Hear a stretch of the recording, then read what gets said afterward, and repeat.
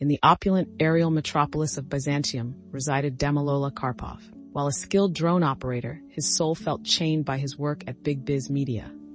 This powerful corporation fabricated snuff films using the ravaged land of Erkine as a stage, its brutal inhabitants, labeled as orcs, forced to play unwilling characters for the pleasure of the elite above.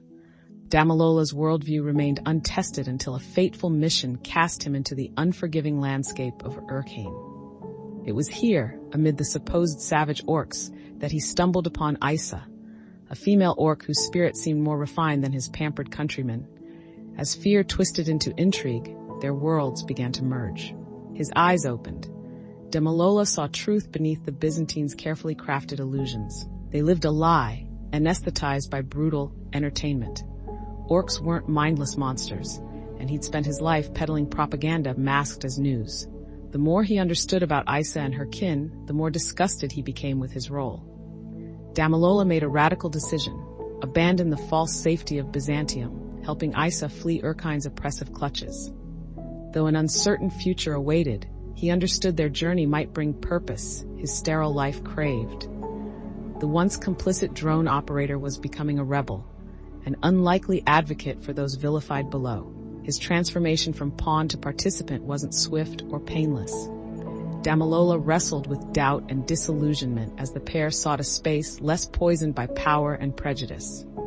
Byzantium's reach was vast, its grasp on societal truths even tighter.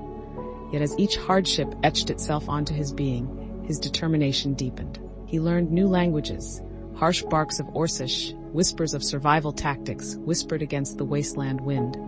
Their path was rife with peril. Close calls, narrow escapes, the threat of recapture always hovering like a vulture.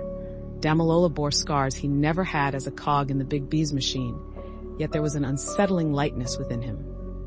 One sunset, as they shared a meager meal on an empty shore, Isa turned to him with startling gratitude in her eyes.